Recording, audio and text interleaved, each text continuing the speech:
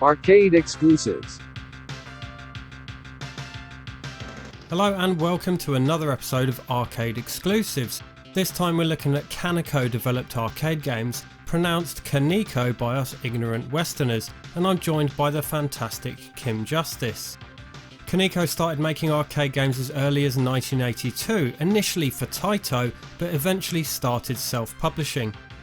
They're arguably most known for 1990's horizontal shooter Airbuster, 1989's notoriously racist beat-em-up DJ Boy, the Gals Panic series of risque puzzle games, and 1988's horizontal shooter Heavy Unit. But let's have a look at 5 of Kaneko's games that never left the arcades.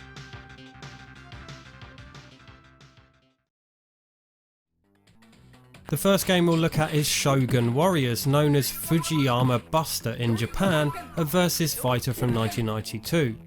This was developed by Kaneko collaboratively with Atop. Obviously capitalising on the early 90s craze of one-on-one fighters started by Street Fighter II, Shogun Warriors is themed around Japanese mythology. There were 12 characters in all, 8 playable and 4 bosses. The characters are all based on Japanese history and are often named in a hilariously boring manner to describe their persona. Good examples of this are ninja, samurai, geisha, shogun and sumo. Their names explain exactly what they are. Some of the others are based on characters that are less well known to us Westerners, like Sabu, based on an ancient Japanese firefighter, and Kabuki, a type of theatrical dancer. The 4 bosses are equally based on historical characters including Oni, a demon, and Goemon, based on Ishikawa Goemon, who was an outlaw that robbed from the rich to give to the poor, kind of like a Japanese Robin Hood. The fighting itself isn't great. Each round starts with a hilarious voice sample saying, there are 4 buttons, 2 for kick and 2 for punch, with a button each for weak and strong attacks. Special moves are quite tricky to pull off at times and lack the variety offered by most 90s fighting games. Grappling is a major aspect of the combat, initiated by pressing either both kick or both punch buttons together. But then it gets very messy. The attacking player then has to mash buttons in the hope of doing damage, and the defender must wiggle their joystick to break free. It's not a great system, and one that becomes far too random and chaotic in practice. The graphics aren't too bad for the time, with some nicely drawn characters, and the music is decent and fits well with the historical Japanese theme. Although Shogun Warriors has some endearing features, on the whole it was a failed experiment. The ancient Japanese theme was good, but SNK's Samurai Showdown went on to do it far more successfully not long after this. Next up is Sivan the Dragon Weapons, a vertical shooter from 1998. This is definitely a highlight of Kaneko's arcade library. In Sivan you control one of 3 robotic dragons, each with a unique shot type and special attack called Banish. Altair in red, who has a wide spread shot and a banish attack that sees him breathe fire. Schwartz in blue, who has a wide laser attack and a lightning banish attack that hones in on enemies on screen. And Ferius in green, with a narrower but more devastating laser shot and a huge laser beam banish attack. The banish attacks are executed by holding down the main attack button and have limited uses, indicated by the bar at the top left of the screen. Once it's depleted, you'll need to wait for it to refill, which is done by defeating enemies. It fills up pretty quickly, to be honest, far quicker than the usual smart bomb special attacks common to vertical shooters. There is also a bomb attack though, which is performed using another attack button. Other than that, this is your typical late 90s vertically scrolling shooter. Defeat enemies on land, sea and in the air, collect power-ups in the form of weapon upgrades and bombs, and try to max out that score. Defeating enemies using the banish attack will help you earn those valuable points. Enemies are quite varied, including tanks, planes, huge flying ships and boats, cybernetic creatures and sperm. Bosses are big and showy, as one would expect from a shooter like this, that spray bullets in all directions, requiring you to learn the attack patterns to survive. Despite being similar in nature to many other vertical shooters of the era, Sivan is exceptional on all fronts. Gorgeous graphics with lots of enemies and bullets flying around the screen at all times, and the music and sound effects are decent too.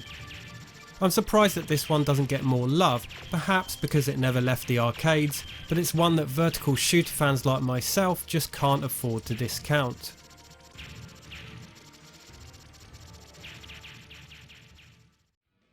My name is Kim Justice and I'm here on my good friend Pete's channel because, for some reason, he's let me talk about one of the strangest games in Kaneko's library, Jackie Chan, the Kung Fu Master. This game, from 1995, came from the days when everyone and their mother wanted to stick jobbing karate men in front of a blue screen, digitise them, and get that Mortal Kombat money. And as you can imagine, Kaneko were hardly above doing such a thing. However, a mutual agreement with Hong Kong film company Golden Harvest gave them the opportunity to use the almighty Jackie Chan in their game. In turn, you can find advertising for Kaneko all over the Jackie film that was in the cinemas back then, which would have been Thunderbolt. Kung Fu Master takes a bunch of actors who worked on Thunderbolt, including Thorsten Nickel, who played that film's main antagonist, sticks them in various rather silly costumes, including a mysterious lion that looks like someone just tied a knockoff Persian rug to somebody's head, and sets them against each other. Fight inputs are typical for the day. It's all Street Fighter-esque with a touch of Art of Fighting in the scaling sprites. It mostly doesn't play too badly, even if it's also very cheap and rickety looking. The silliest part of the main fights is that you do get the opportunity to perform a fatality move, most of which are completely awful. Clearly these were tacked on at the very last minute. And, of course, you get to fight Jackie Chan. Every couple of bouts you fight one of 3 Jackies. There's Animal Style Chan, Drunken Fist Chan, and Bagwazan Chan. This one's the final boss, and Jackie's pulled out the old white suit from Project A for it. Is having not 1, not 2, but 3 Jackie Chans a little bit overkill? Well, you can never have enough, I suppose. And after all, he is Jackie Chan, and this is his game, as he's rather keen to stress to you in the intro. I'm Jackie Chan, this is my game. The Chan boss characters, as you might expect, hit very hard, way more so than the regular fighters, and they also can't actually be killed. It's odd, whereas blood flies everywhere in most of the normal fights, there's no blood in any of the Chan fights. You also can't perform a fatality on him. He can perform one on you, although these are mostly pretty silly and bloodless. And if you do defeat Jackie, he doesn't even bloody stay down. He gets up and says something like, "Good job," or "You're getting better." It's very confusing, but the reasons for it lay behind Jackie Chan's control of his image and his concerns about actual bloody violence as opposed to slapsticky stuff. Weirdly, these concerns didn't extend to the parts of the game that he wasn't in, and his name is on it, so he may as well have not bothered. Mere months after the release of the original Kung Fu Master, Kaneko made a second version of the game, Jackie Chan in Fists of Fire. There have been a few changes. The unimportant people who are not Jackie Chan have now been made even stranger, with palette swaps that make them look even cheaper. I guess someone let their 10-year-old kid fiddle around with the RGB settings? Who knows. The fighting's also tweaked to be a little bit slower, and the cheap fatality moves have been removed. But most importantly, you can now play as the 3 different versions of Jackie Chan. Why you'd play as anybody else, I simply do not know, especially when the Chan characters are as overpowered as they were in the first game. However, neither this nor the original Kung Fu Master were ever particularly popular. This arcade was, in short, a flop, and it's actually a very rare cabinet to find nowadays. Everyone may love Jackie Chan, but they did not love this not quite terrible but certainly average fighting game, and Kaneko would never dip their foot into the genre again. Thus ends the story of Jackie Chan and his game, I suppose. Anywho, I now humbly throw you back over to Mr. Tip. Thanks, bruh.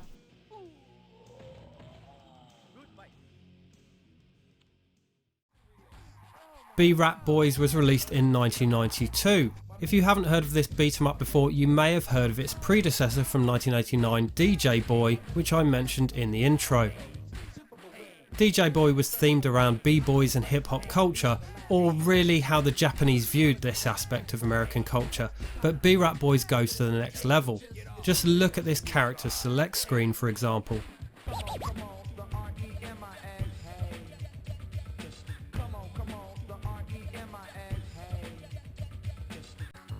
So you can see there that there are 3 playable characters, but strangely none of them have names. They all wear roller skates throughout the game, just like in DJ Boy, but there are also some sections where one character rides a bike, one skateboards, and the third just remains on his skates. How the guy manages to skateboard while wearing roller skates, I'll never know. The story is nothing new. That old chestnut of scrolling beat 'em ups, going after a mob boss by beating the hell out of wave after wave of his hired thugs. B.Rap Boys does add some new weapons, so you can pick up bats and broomsticks etc. to use, and even a mech suit at one point during a boss fight. Up to 3 players can play at once, each having a display at the bottom that very bizarrely combines their score and health, with the health bar inset within the score. The controls are simple, with buttons for jump and attack, and pressing both performs a special move. These differ depending on your mode of transport at the time, with a spinning kick attack if you're just on skates, but they lack the spectacle that most 90s beat 'em up special attacks have, looking pretty naff. There are grappling moves too, so you can grab enemies to perform suplexes and the like, and vice versa.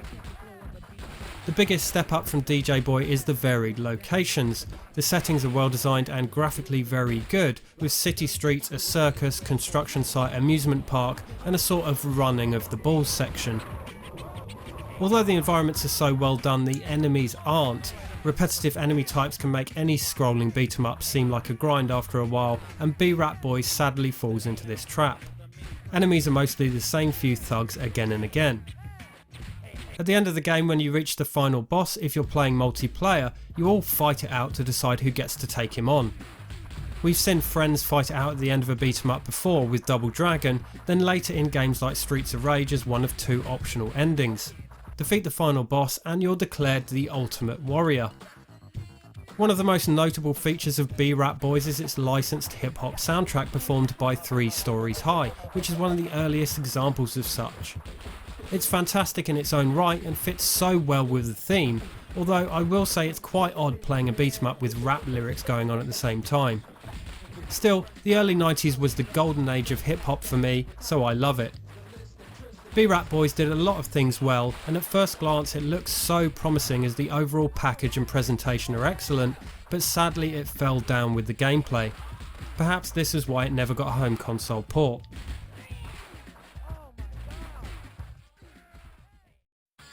In 1993, Kaneko released a sequel to the previous year's Shogun Warriors, Blood Warriors.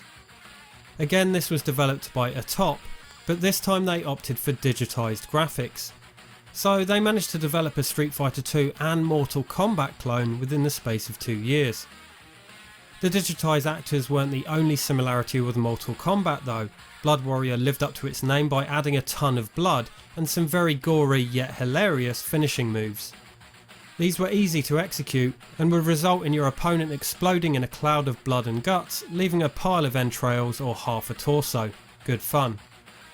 Sadly, that's the best aspect of Blood Warrior, because the gameplay, as with its predecessor, leaves a lot to be desired. There are 9 playable characters, with many of the first game's characters returning. This time, not only are they now played by actors, but their names are less matter of fact. For example, Ninja is now called Arashi, and Samurai is now called Kinshiro. Goemon, one of the 4 bosses from Shogun Warriors, is now playable. The characters do look rather good actually, and are well animated. On the whole, they look quite authentic too in their respective traditional Japanese outfits, perhaps with the exception of Sanpei, a Kappa demon which traditionally resembled a half man half turtle, but in the game looks like a dude wearing a particularly poorly made Ninja Turtle costume. The combat is similar to the original, but considerably faster, which is a welcome change, and to be fair to it, Blood Warrior is pacier than most Mortal Kombat clones, and even Mortal Kombat itself. There's a rubber banding system to even the odds, whereby a meter under your health bar fills up the more you're hit. The more this meter fills up, the more damage your special attacks do. This gives you more of a fighting chance, literally, if you're getting your ass kicked.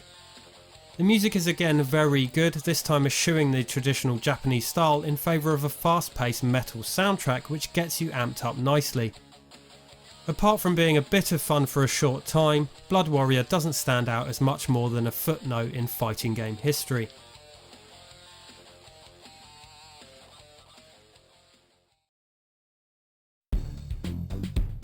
So that was a look at 5 of Kaneko's arcade only games. Have you played any of these, and if so, what did you think of them? Thanks again to Kim Justice for the assist on this one. If you somehow haven't already, check out her fantastic channel linked in the description. I'll see you soon for another episode in the arcade exclusive series, and as always, thanks for watching.